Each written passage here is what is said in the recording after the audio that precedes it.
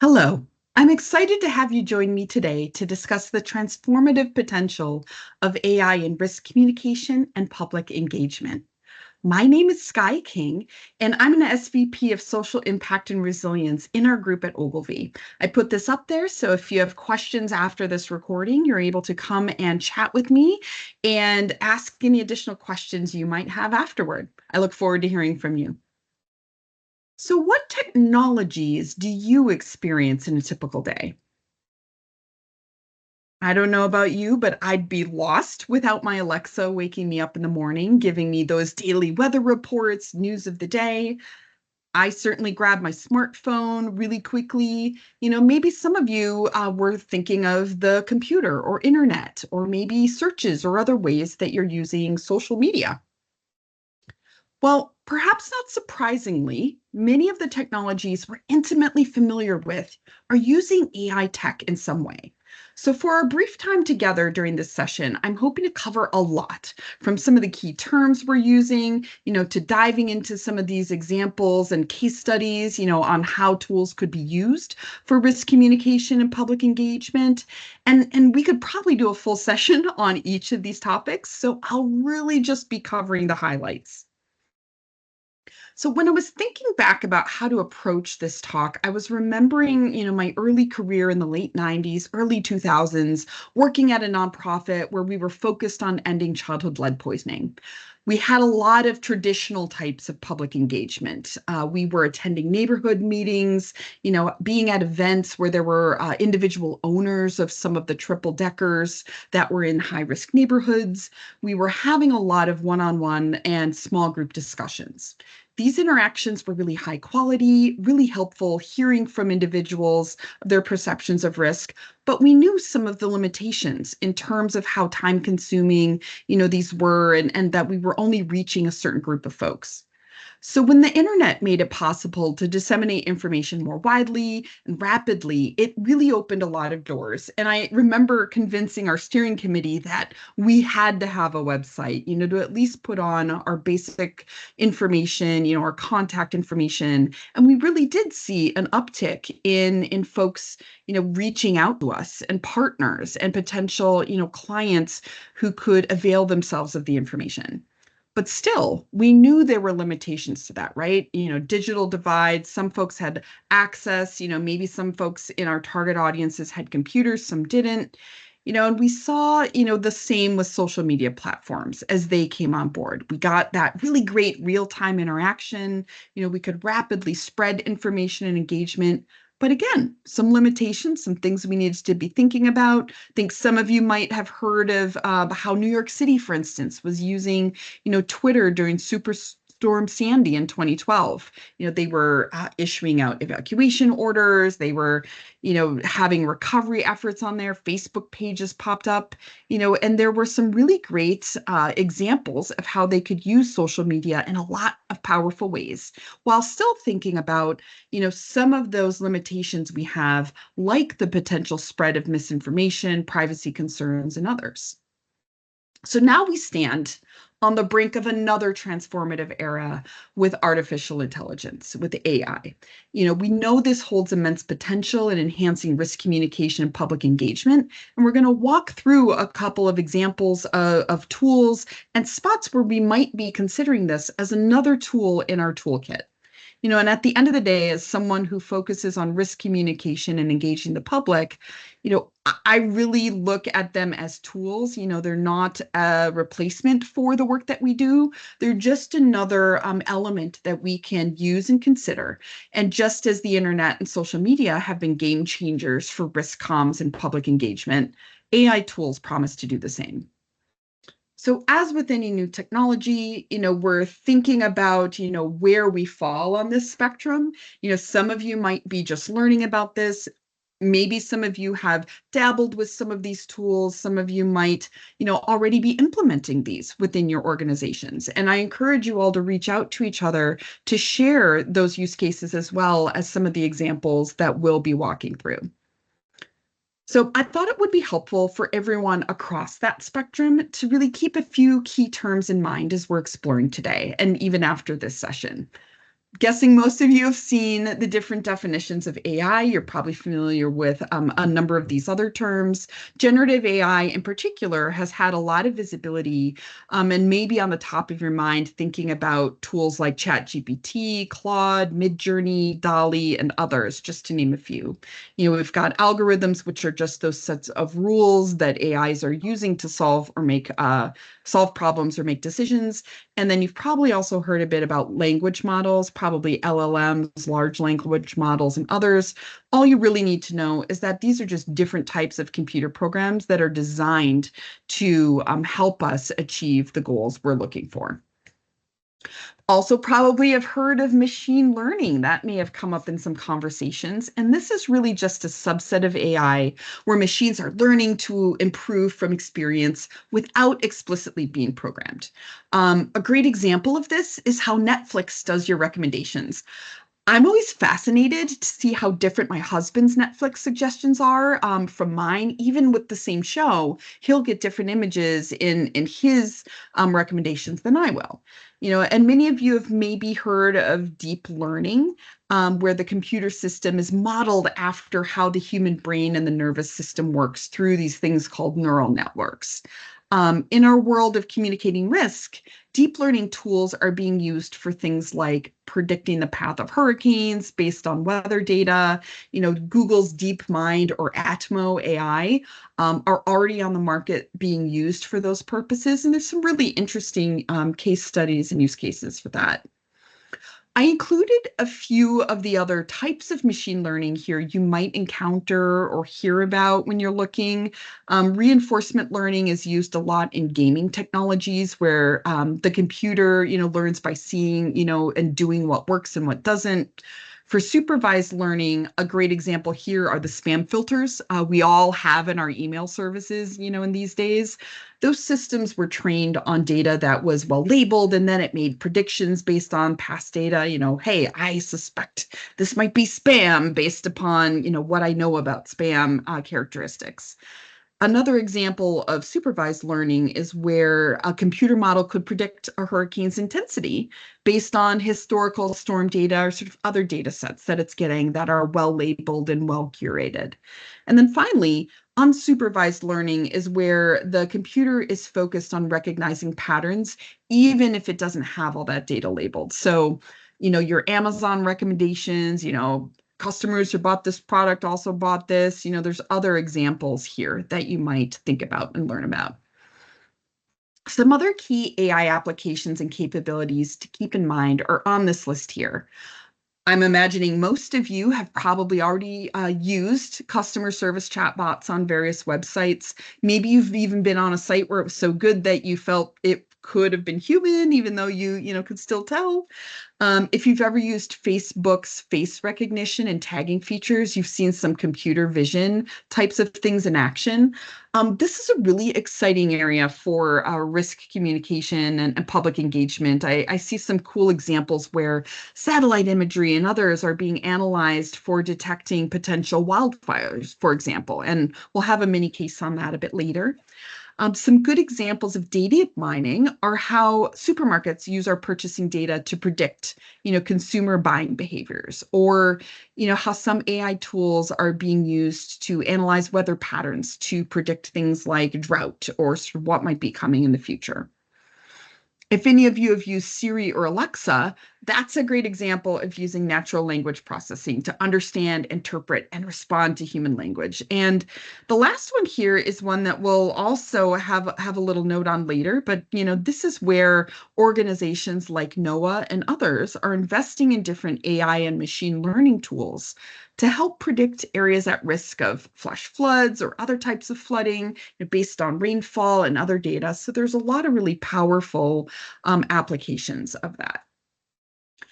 There are many areas across multiple industries where AI tools are already being used or are being piloted. But for our purposes today, I really wanted to just highlight 6 areas where we could consider using AI tools to help overcome language and communication barriers, streamlining information management, enhancing alert systems, optimizing the time of our human resources, our people, enabling real-time monitoring analysis. And there's even some interesting things happening at the intersection of how we could use these AI tools to improve disaster planning and response. So we're going to dive into each of these a bit more. This first area here is something we would classify as one of the lowest risk and sort of easiest to implement AI tools. These are found in three areas, language simplification, automated translation, and automated responses. So using tools like GPT-3, Claude, Google Gemini, and others are there to help teams to simplify complex information and make it easier and faster for folks to understand and act. So, underneath language simplification, a few months ago, I spoke to some researchers from the Government Accountability Office, and they were talking about some of the research and ways they're exploring the use of AI tools to make content more plain language. And that's something that I've been using the tool for as well, right? This is a way where I could take something I've already written, pull it into one of these tools and see if there are simpler ways to say it, other alternative versions that I think might better fit my target audiences. That same team at the Government Accountability Office was also looking at how AI tools could be used to more quickly translate vital information in that kind of day-to-day work we do, right? How could we make sure we're meeting people where they are? And the example you see on the right is one that I found around where Gilroy, California, and North Las Vegas were implementing a AI tool called Worldly. And this helps them to make those public meetings they have much more accessible to folks.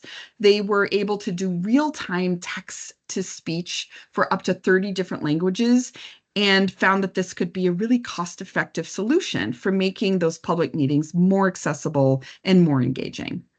Then the final one on this page is just thinking about the automated responses. I'm sure many of you have seen already, right? Those have been around for a while. They're well-established systems that, again, pose little risk in terms of being misused or causing harm.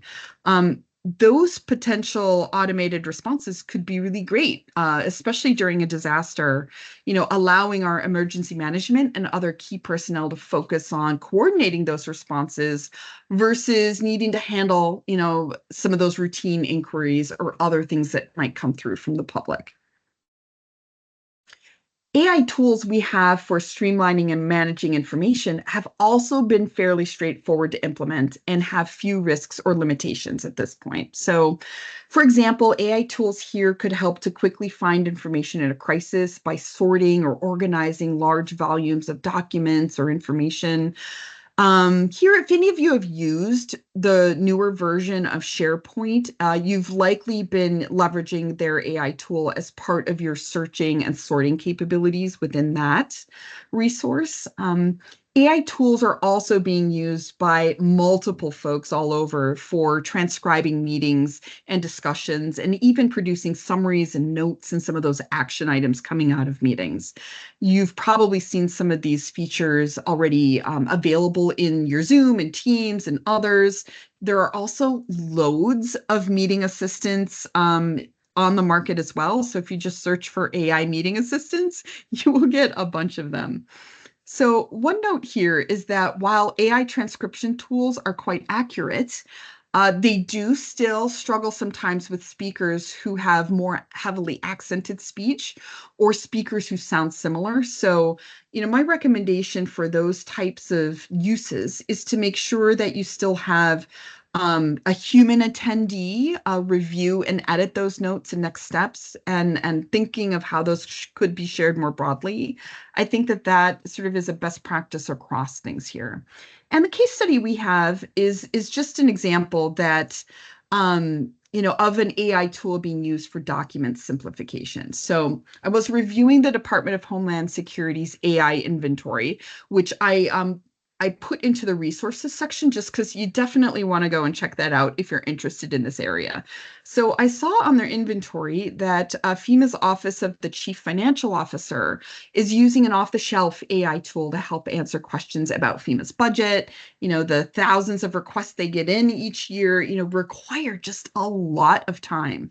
So they're using this tool to generate draft responses that they then had reviewed and validated by FEMA employees. And I think that's a really important part here is that, we know a lot of this information can be highly complex, and it's important that we are also, when we're leveraging tools like this, pulling in the types of counterbalances and checks and refinement that is needed. So I really like the approach the Office of the CFO is taking in terms of using, and working with colleagues to review and validate those responses so that that computer system could be more precise. One of the areas that also excites me about the application of AI tools is for enhancing alert systems. So a great example here is UC San Diego's Alert California program. They worked with CAL FIRE to treat AI to detect smoke and other early indicators of fire on a feed from this network of over 1,000 cameras they have placed in forests throughout the state. So when the system spots something, it sends a text to local fire departments. And this system launched pretty recently, just in September of 2023. And in its first 2 months, the system correctly identified 77 fires before any 911 calls came in. So this gave firefighters and others a chance to really find them very early on. Here's a screenshot I took of what the map and some of the feeds looked like about a week or two ago. I loved that I could even zoom down onto the San Bruno Mountain behind my home in the Bay Area. That was really cool. And perhaps not surprisingly, this AI tool was named as one of Time's best inventions of 2023. It's a great example of using AI to help enhance alert systems. And I think what's also great about this initiative is that CAL FIRE is also responding back, right? The firefighters are providing information back to the AI system so that it's able to continue to learn and improve with each incident and continually increasing its effectiveness. So this is really, I think, a great example of, how we can design a system where you're able to get that kind of feedback to make it better and better. So go check out alertcalifornia.org and you can, play around and see what you can find. Also wanted to mention that there are a number of AI tools we have for optimizing human resources. One of the sort of easiest ones you've probably all experienced are using chatbots for answering frequently asked questions. These have been widely used for years. The technology here is really well developed. And I put a couple of examples, and there's many, many more than this, even on this link that I'm sharing. There are lots of great examples of using this as part of public engagement. And so you might have some ideas or lists of questions or FAQs yourself. And is there a way that we could deploy an AI tool to help with that? So that might be something that some of you want to explore.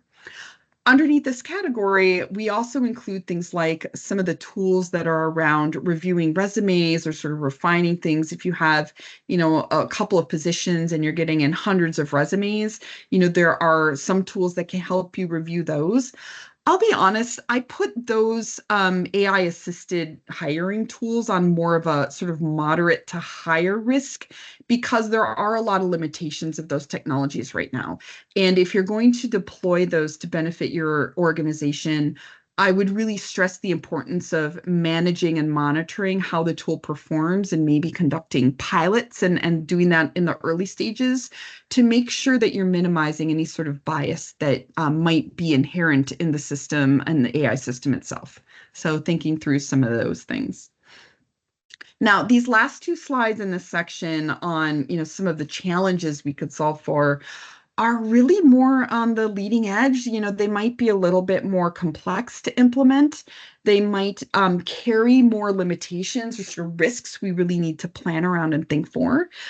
So these include facilitating some of that real-time monitoring and analysis. So looking at social media monitoring or predictive analytics or even some of the sentiment analysis. There's some really interesting things happening in that space, but the reason these areas are more challenging at the moment is because they involve more complex data, from things like social media, which we know can have slang or abbreviations or other informal language or things that an AI tool would need to first learn and interpret in order to be effective.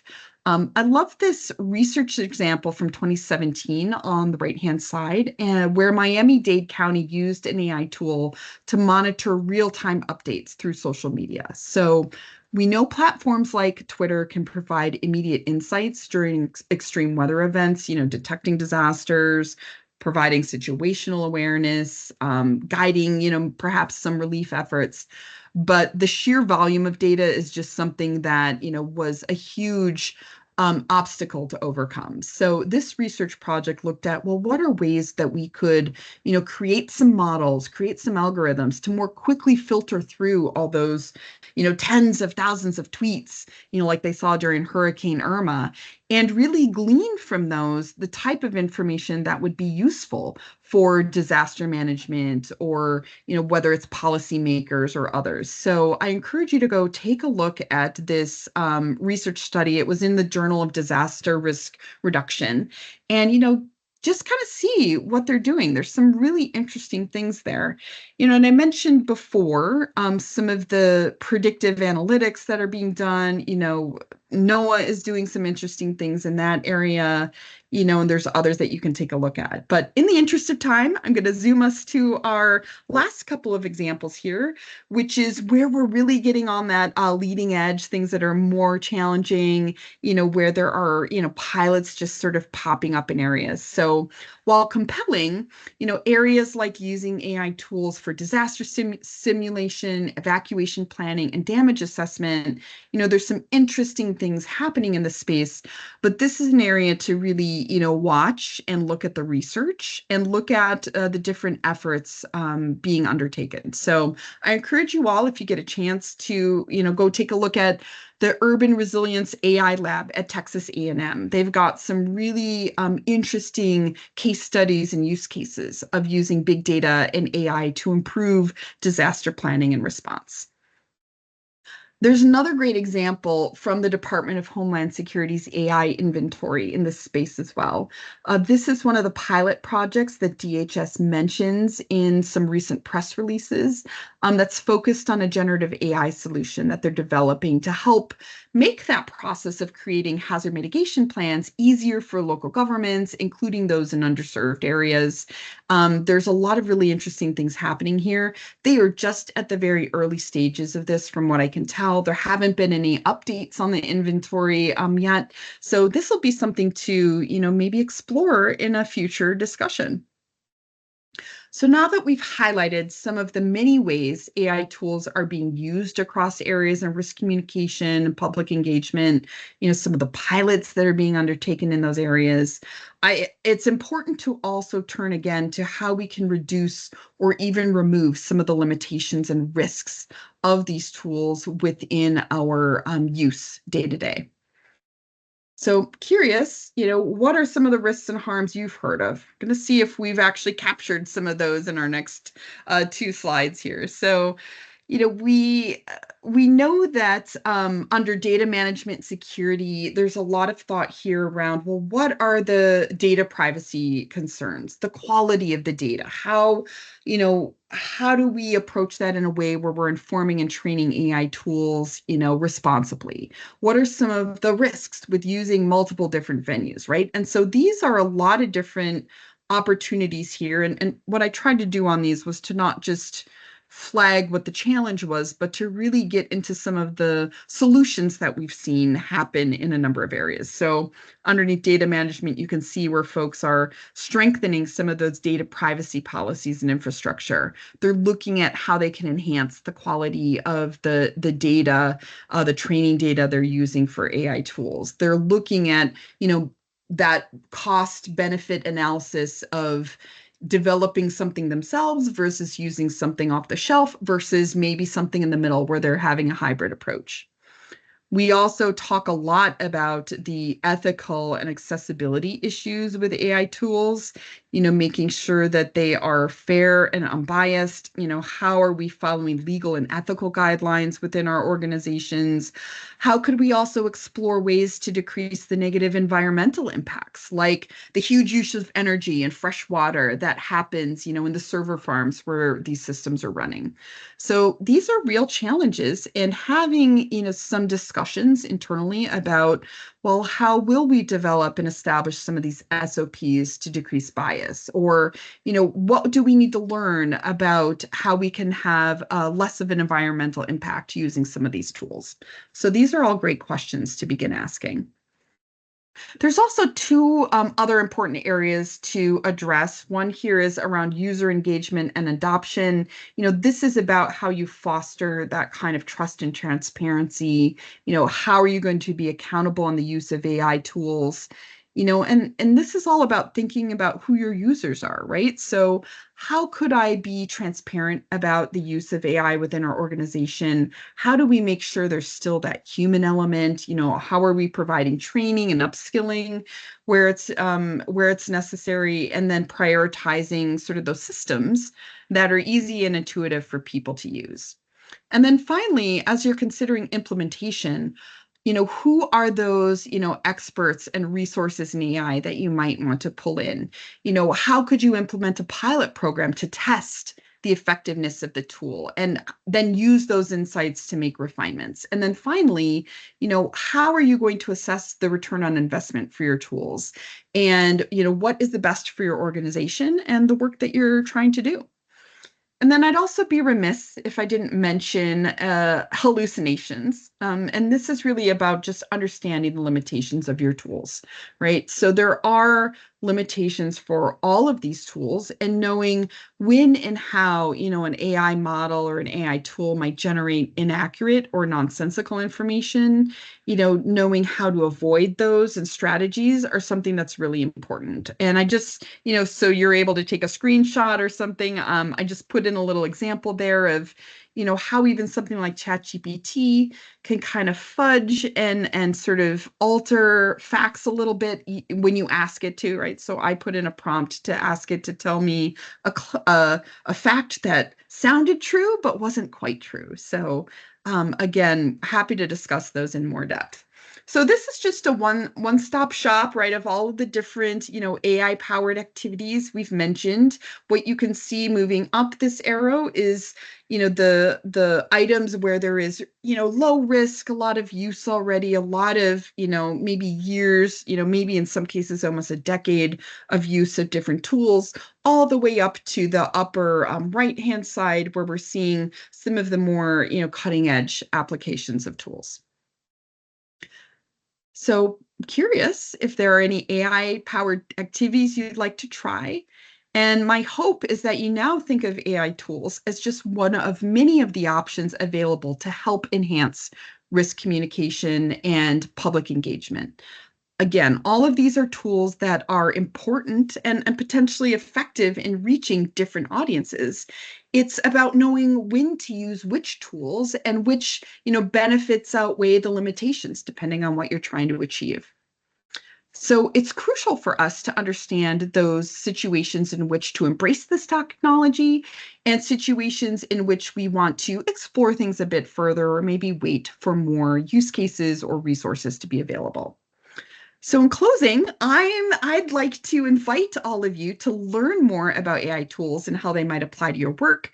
Try using AI tools in your personal life and to just pay attention to the conversations happening now, especially around ethics, safety, and security.